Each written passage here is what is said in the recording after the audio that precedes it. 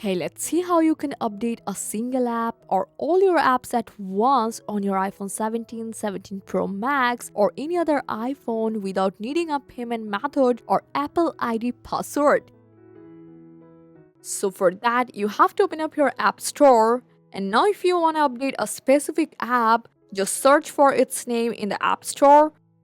So if there's an update available, you will see an update button instead of open. Just tap it and that's it.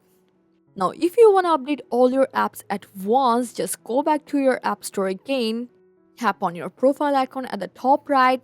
Now, scroll down a little, and here you will see all the apps that have updates available. So, you can tap updates all to update everything together, or tap update next to any single app if you just want to update one. And that's it. I hope this guide helped you a lot. Thanks for watching.